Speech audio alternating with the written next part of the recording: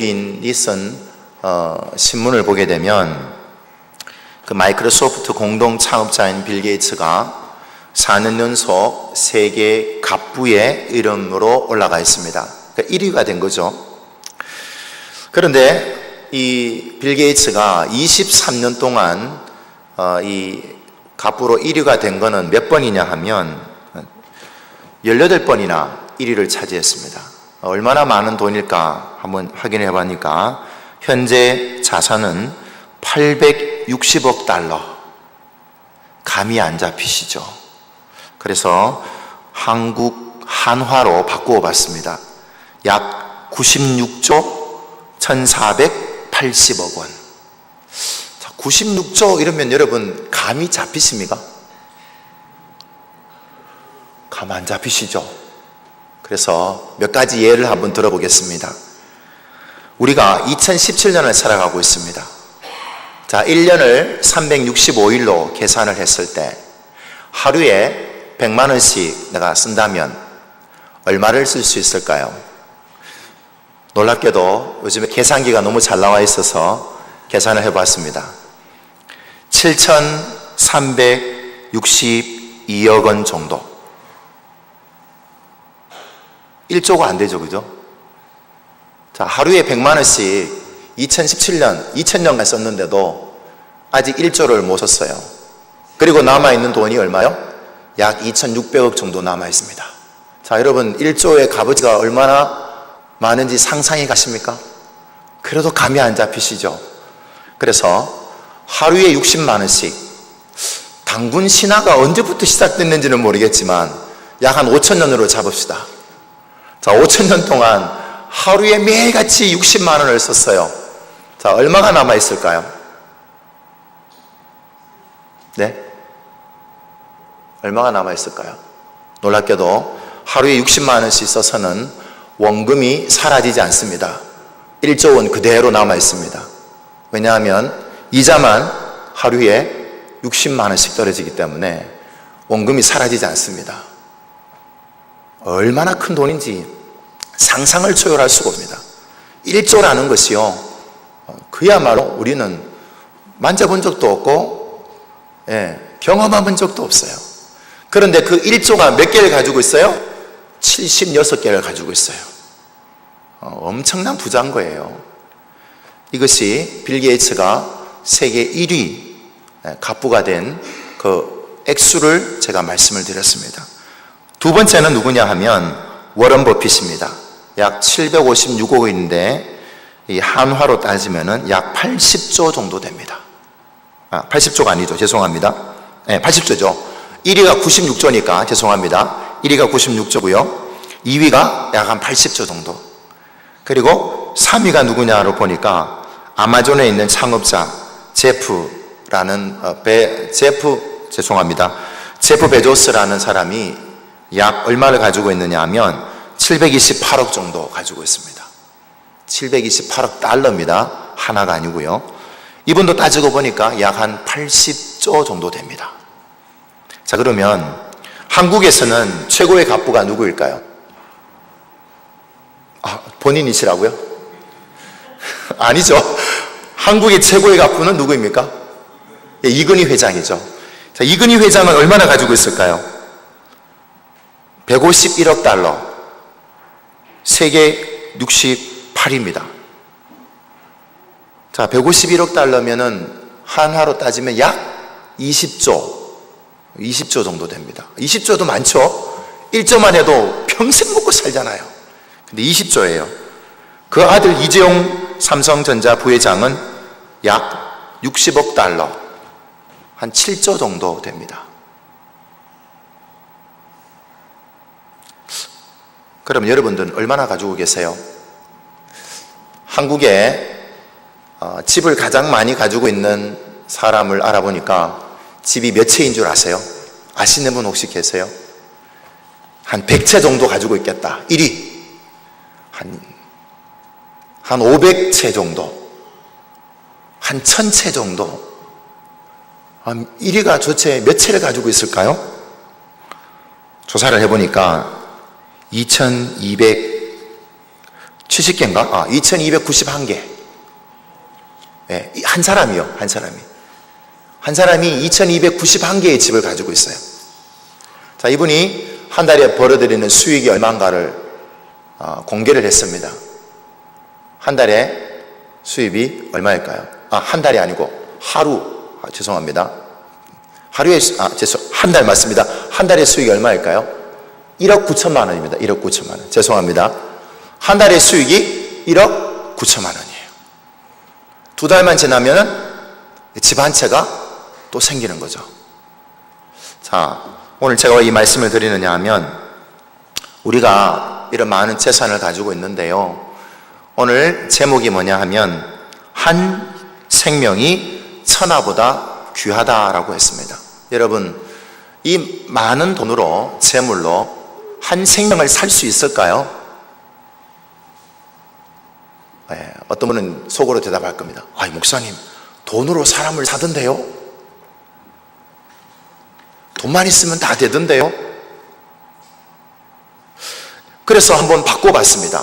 한 생명이 아닌 한 영혼으로 한번 바꿔봤습니다. 자, 그러면 한 영혼을 돈을 주고 살 수 있을까요? 저는 살 수 없다라고 생각이 됩니다. 그런데 오늘 이 제목은요, 우리가 어릴 적부터 너무 많이 들었던 내용입니다. 제가 어릴 적부터 한 영혼이, 한 생명이 천하보다 귀하다라는 이야기를 들었어요. 맞아! 동의를 했습니다. 그리고는 한 번은 성경을 찾아봤습니다. 열심히 찾았어요, 성경을. 그 말씀이 있는지 찾아보니까 있을까요? 없을까요? 자, 우리 성경을 잘 아시는 분 누가 한번 대답해 주세요. 한 영혼이 천하보다 귀하다라는 내용이 있을까요? 예, 저 눈을 안 마주치시는 것 같아요. 제가 열심히 찾아봤습니다. 저는 굳게 믿었어요. 이 내용이 성경에 있을 것이다. 저는 굳게 믿었어요. 왜냐하면 어릴 때 너무 많이 들었기 때문에. 저는 어린이 전도협회에서도 다녔기 때문에 특히 어린이 전도협회에서는 너무 많이 들었던 내용입니다. 한 영혼이 천하보다 귀하다. 있을까요? 제 어투를 봤을 때는 없죠. 제 어투에는 없는 겁니다. 정말 저는 놀랐습니다. 이 말씀이 없다는 것에 대해서.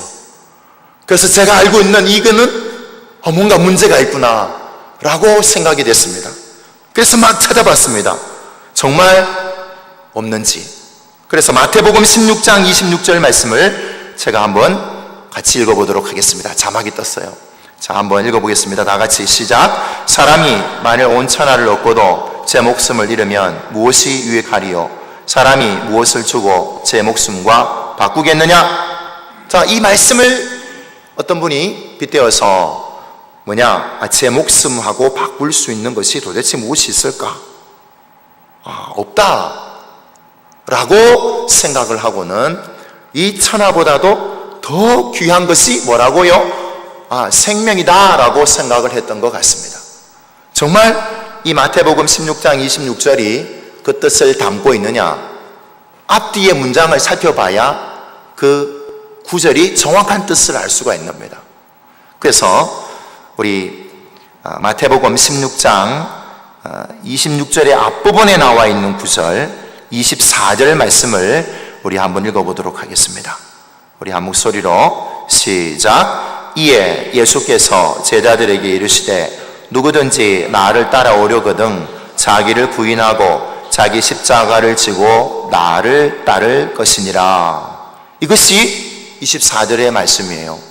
25절도 말씀도 한번 읽어보도록 하겠습니다. 시작. 누구든지 제 목숨을 구원하고자 하면 잃을 것이요 누구든지 나를 위하여 제 목숨을 잃으면 찾으리라. 자, 이제 내용이 조금 달라졌죠. 앞뒤의 문장을 연결시켜 보니까 어떤 내용입니까? 예수님 십자가를 지고 걸어가신 길을 나도 따라가려면은 무엇도 감수해야 된다는 겁니까? 생명을 잃을 것도 감수해야 된다라는 거죠. 자기의 생명을 잃는 것도 감수해야 된다라는 겁니다. 만약 내가 십자가를 지고 예수님이 걸어가신 길을 따라가려고 하는데 내 목숨이 아깝다라고 생각이 되면 어떻게 해요? 그 목숨을 잃을 것이다 라고 말씀하신 내용이 마태복음의 내용입니다. 자, 그러면 우리가 많은 다른 분들이 얘기하기를 목숨이, 한 생명이 천하보다 귀하다는 것과는 조금 다른 내용을 담고 있는 겁니다. 그죠? 맞습니까? 동의하십니까? 또 다른 문장을 또 찾아봤습니다. 똑같은 구절인데요, 마가복음에 보면 이 내용이 또 담겨져 있습니다. 마가복음 8장 36절 말씀입니다. 우리 한번 읽어보겠습니다. 시작.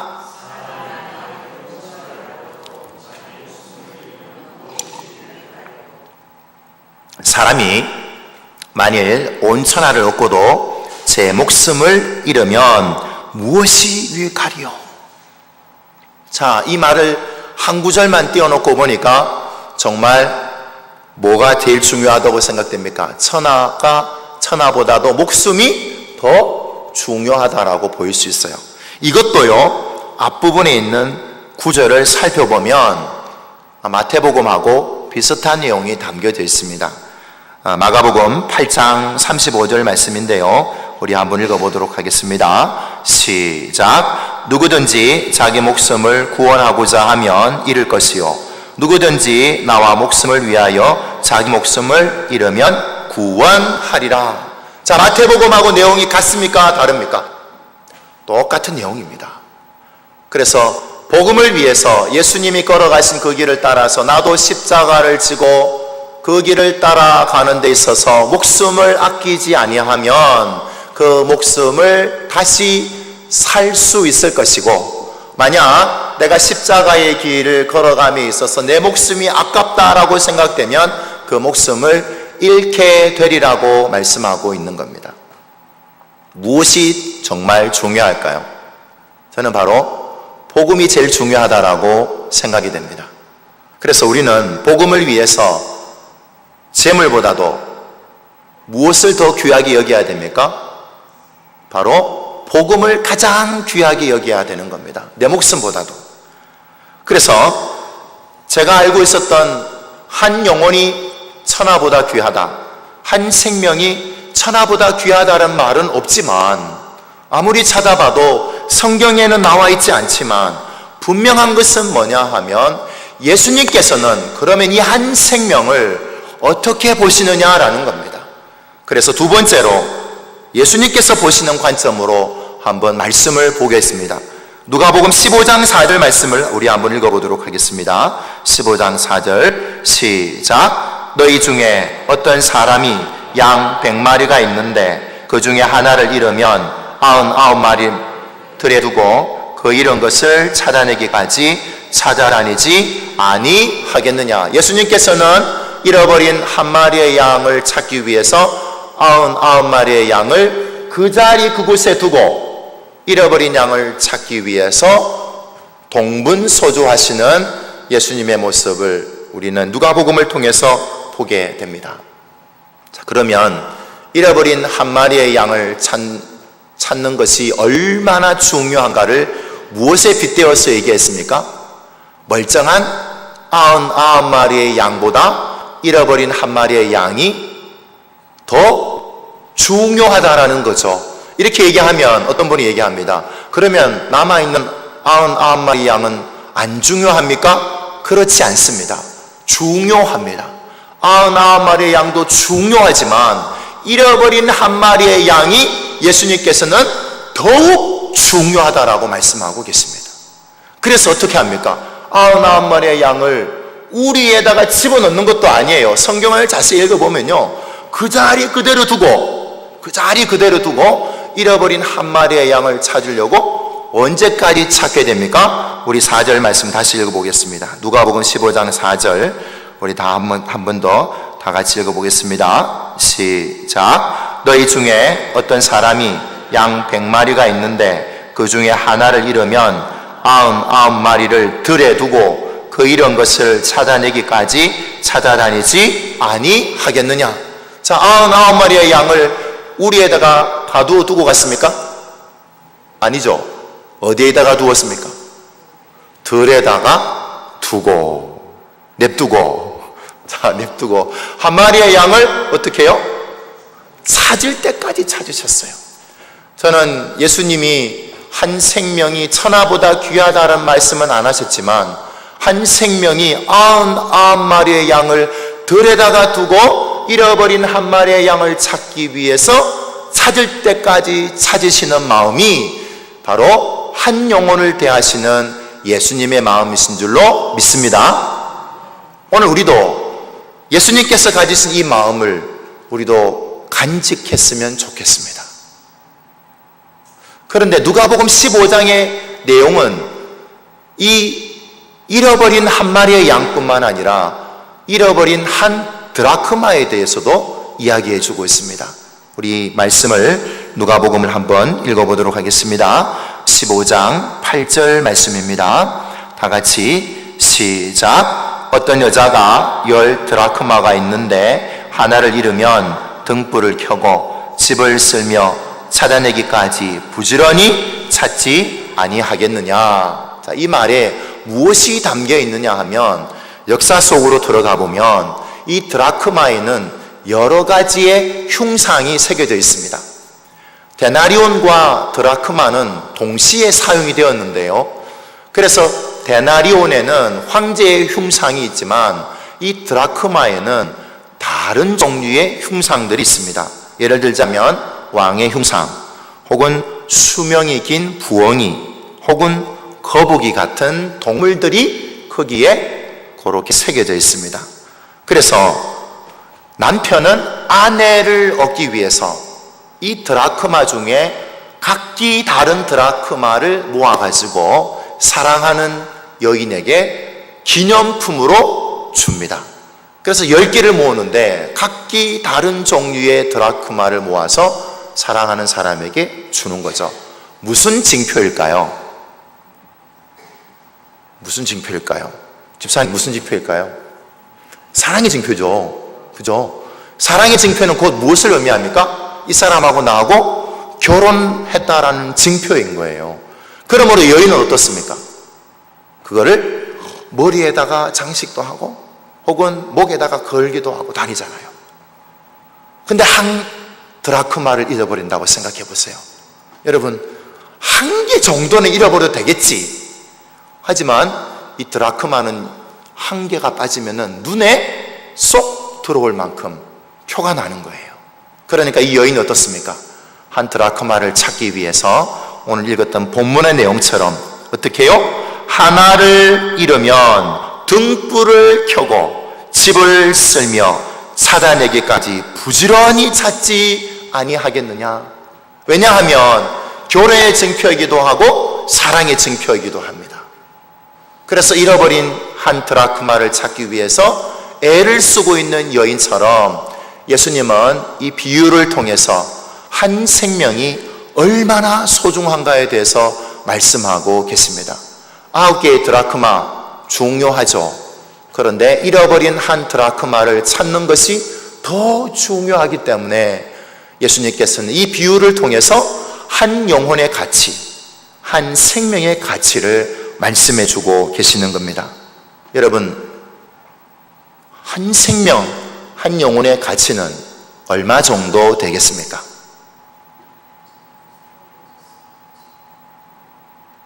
우리 권사님이나 집사님이나 우리 성도님들은 얼마나 영혼의 가치가 되겠습니까? 여러분들이 가지고 있는 전 재산을 그 한 영혼을 위해서 한 생명을 놓고 여러분들이 가지고 있는 재산을 쓸 수 있습니까? 저보고 써보라 그러면 저는 부들부들 떨 겁니다. 안 그래도 가진 것도 없는데 다녀놓으라 그러면 아마 힘들 것 같아요. 근데 정말 질문하고 싶은 게 있는데 뭐냐 하면은 한 생명이 나에게는 얼마나 값어치가 있느냐는 거예요. 내 아들과 내 딸 말고요. 내 아들과 내 딸은 뭐 다 줘도 되잖아요. 그 내 아들과 내 딸 말고요. 내 피 조금도 안 섞인 사람, 그 사람을 위해서 내가 쓸 수 있는 비용이 얼마나 될 수 있느냐라는 겁니다. 그래서 구약 성경에 오늘 읽었던 시편 49편의 말씀을 제가 새벽 기도에 인도하다가 내가 너무 은혜를 받았어요. 그래서 이 말씀을 나누는 겁니다. 우리 시편 49편 말씀으로 한번 돌아가 보겠습니다. 6절, 7절 말씀 우리 한번 읽어보도록 하겠습니다.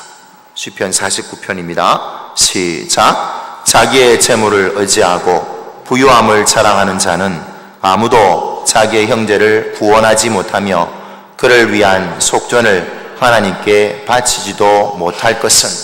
자, 돈을 가지고 있어서 사람을 노예처럼 부릴 수는 있습니다. 그러나 오늘 7절 말씀에 형제를 구원할 수 있겠습니까? 없겠습니까? 저는 분명히 얘기할 수 있습니다. 그 사람이 가지고 있는 전 재산을 통틀어도 그 형제를 구원할 수 없다라고 성경은 기록해 놓고 있습니다. 하물며 빌 게이츠가 96조라는 돈을 하나님 앞에 바친다 할지라도 한 영혼을 구원할 수 있느냐라는 겁니다. 구원할 수 없습니다. 왜냐하면 그 값어치가 하나님이 보기에는 한 영혼보다도 별로 값어치가 없기 때문입니다. 여러분 이것을 믿으십니까?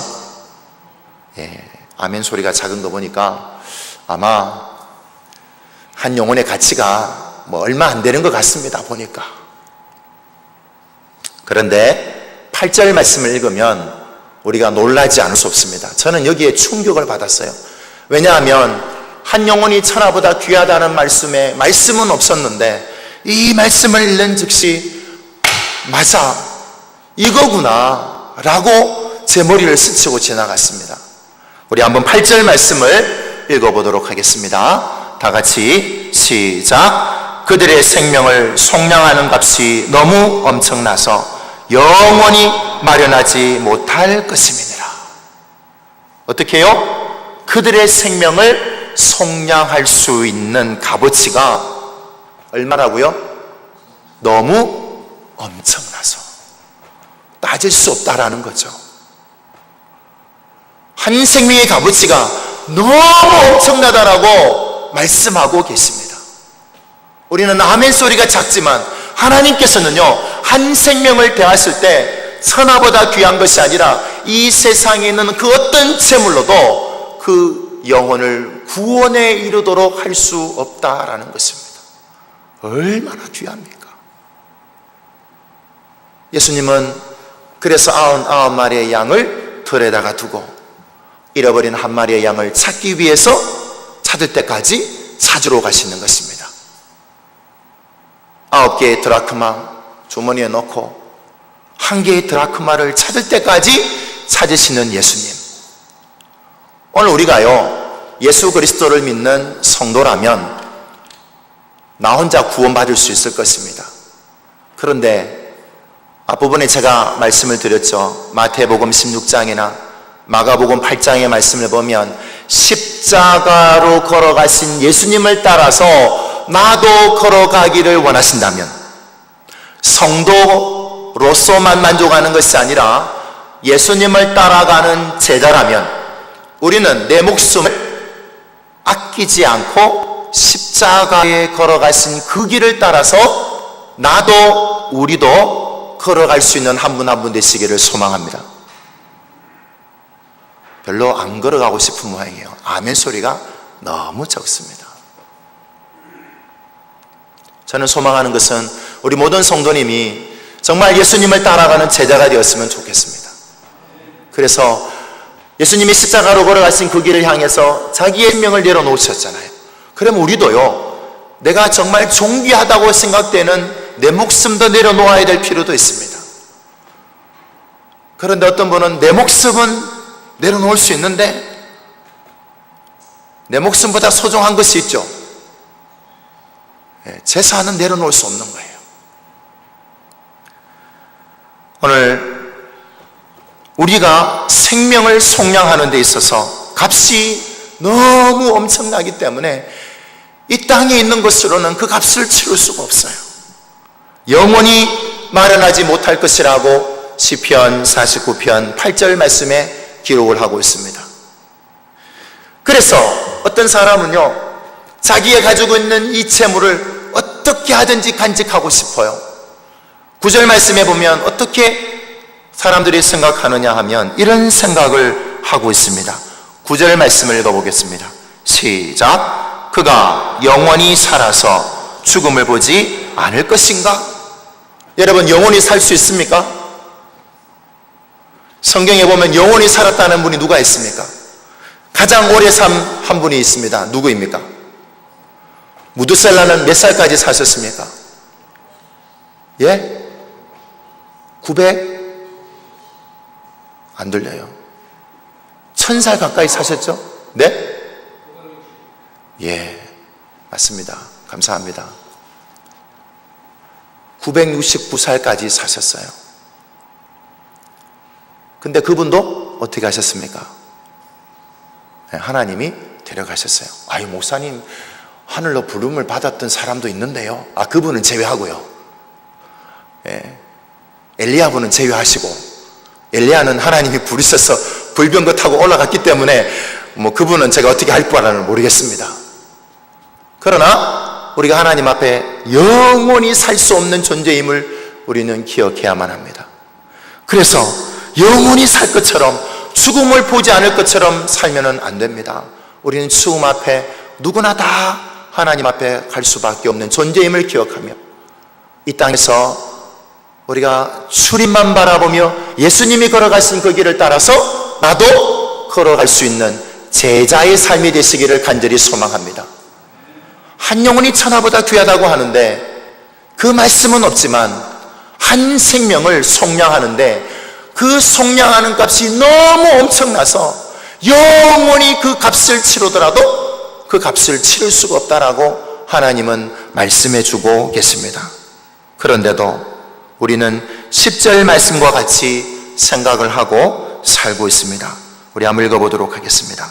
10절 말씀 시작. 그러나 그는 지혜 있는 자도 죽고 어리석고 무지한 자도 함께 망하며 그들의 재물은 남에게 남겨두고 떠나는 것을 보게 되리로다. 다 남겨두고 갈 수밖에 없어요. 10원이라도 들고 갈 수 없습니다. 그래서 제가 천국에 가서 저 500원 주세요 이렇게 농담 삼아 이렇게 얘기했는데, 그렇게 얘기한 놈들이 꽤 됩니다. 천국에 가서 500원 받으실 분이 꽤 돼요. 제가 여러분, 우리는 천국에 가면 돈 10원도 갚을 수가 없어요. 유일하게 갚을 수 있는 것은 하나님의 사랑으로만이 갚게 될 줄로 믿습니다. 그런데 오늘 우리의 생명은요, 유한합니다. 언젠가는 죽을 수밖에 없어요. 그런데도 우리는 생명보다 더 소중하게 여기는 것이 있다면 그것이 무엇입니까? 미안하지만요, 이거예요. 이게 힘이 너무 세요. 여러분, 사실 예배 드리러 왔지만 예배당 바깥으로 나가면요, 이 돈의 힘이 얼마나 세는가를 우리 너무 잘 알지 않습니까? 피부로 느껴요. 돈만 있으면 다 될 것 같다라는 생각이 들 때가 많습니다. 소망하는 것은 지혜 있는 자도 죽고 어리석은 자도 무지하여서 죽습니다. 정말 참된 지혜를 가진 참된 성도이고 참된 제자라면 우리 모든 것을 예수님이 걸어가신 그 길을 따라서 우리도 걸어갈 수 있는 제자의 삶이 되시기를 간절히 소망합니다. 그렇게 되면 보세요, 그래도 하나님 앞에 여전히 이런 생각을 가지고 있는 사람이 있습니다. 11절 말씀을 한번 읽어보겠습니다. 11절 말씀 시작. 그러나 그들의 속 생각에 그들의 집은 영원히 있고 그들의 거처는 대대에 이르리라 하여 그들의 토지를 자기 이름으로 부르도다. 보세요. 자, 집도 누구의 이름으로 합니까? 자, 내 이름으로. 자, 내 이름으로 해가 내가 죽으면 그 집은 누구의 집이 됩니까? 누구의 이름이 됩니까? 네, 자녀의 이름으로 되죠. 자, 그리고 11절에 보면 그들의 토지를 자기의 이름으로 부르도다. 토지도 자기 이름으로. 그러나 죽으면 그 토지는 또 누구 것이 됩니까? 다른 사람의 것이 되겠죠. 우리의 속 생각에는 이것만큼은 버릴 수 없다라고 생각할 때가 있습니다. 저도 예외일 수 없습니다. 설교하는 저도 예외일 수 없어요. 그러나 오늘 12절 말씀으로 우리 한번 읽어보도록 하겠습니다. 12절 말씀 시작. 사람은 종교하나 장구하지 못하며 멸망하는 짐승 같도다. 우리는 다 하나님께로 돌아가는 사람인 줄로 믿습니다. 그러므로 우리는 어리석은 자나 지혜로운 자나 우리가 하나님 앞에서 이것만큼은 안 되겠다라고 하는 것, 그거 복음을 위해서, 잃어버린 한 영혼을 위해서 하나님께 내어놓는다면 하나님께서 어떻게 하시겠습니까? 나를 통하여서 하나님의 사랑이 드러나고 나를 통하여서 예수 그리스도의 사랑이 나타나게 될 줄로 믿습니다. 그렇게 되면 예수님이 나를 통해서 드러날 수 있는 방법이 세상에서 가장 존귀하다고 얘기하는 돈을, 재물을 내가 하나님 앞에 하나님의 나라를 위해 썼을 때, 그때 나를 통하여서 예수 그리스도의 사랑이 증거되고 눈앞에 나타나지 않겠습니까? 내 이웃을 사랑한다고 하면서 내 주머니 속에 가득히 채워져 있으면 어떻게 그 사람을 사랑한다라고 말할 수 있겠습니까? 정말 그 사람을 사랑한다면 내 가지고 있는 재물을 조금 나누어 주어서 부족한 것을 채워준다면 정말 그 사람이 하나님 앞에서 하나님을 사랑하는 것과 같이 내 이웃을 사랑하는 사람이 되지 않겠습니까? 고넬료는 하나님 앞에서 기억된 바 된 사람이었습니다. 첫 번째로 기억한 것은 구제였고 두 번째로 기억한 것은 그의 기도였습니다. 그래서 고넬료가 하나님 앞에 구제하고 기도한 것을 하나님이 기억하신다라고 베드로를 통하여서 그 증거하는 장면이 우리는 사도행전에 잘 우리가 볼 수 있게 됩니다. 그래서 내가 하나님 앞에 내가 가지고 있는 것을 사용할 때 하나님의 사랑이 드러날 뿐만 아니라 예수 그리스도의 사랑이 드러나게 된다면 히브리서 9장 12절 말씀처럼 이 예수 그리스도에 대해서 소개하는 놀라운 역사가 나타나게 될 줄로 믿습니다. 우리 9장 12절 말씀을 읽어보도록 하겠습니다. 다 같이 시작. 염소와 송아지의 피로 하지 아니하고 오직 자기의 피로 영원한 속죄를 이루사 단번에 성소에 들어가셨느니라. 아멘. 한 생명을 96조를 들어서라도 구원할 수 없지만은 내가 가지고 있는 재물로 예수 그리스도의 사랑을 증거하고 나타나게 된다면 예수님이 나를 통하여서 나타나게 되고 나로 인하여서 예수님을 만난 그 한 영혼이 오늘 예수님께서 자기의 피로 영원한 속죄물이 되신 것처럼 그 한 영혼을 아무도 그 많은 재물로 구원할 수 없지만 나로 인하여서 소개받은 이 예수님 때문에 이 한 영혼이 구원함을 얻을 뿐만 아니라 속량함을 얻어서 하나님의 사람이 될 줄로 믿습니다. 예수님이 흘려주신 그 피, 내가 가지고 있는 모든 것을 사용하여서 예수님의 사랑을 증거하고 드러낼 수 있다면 한 생명이 천하보다 귀하다라는 말씀은 없지만 한 영혼을 구원하기 위해서, 속량하기 위해서 이 세상에 있는 재물을, 그 모든 재물을 다 하나님께 바친다고 해도 그 영혼을 구원할 수 없지만 오직 내가 하나님의 사랑과 예수님의 사랑을 증거하는 데 사용된다면, 소개하는 데 사용된다면 바로 예수님의 보혈의 피가 한 영혼을 예수님께로, 하나님께로 인도하는 놀라운 데 쓰여지기를 간절히 소망합니다. 기도하겠습니다. 주님 감사합니다. 오늘 말씀을 통하여서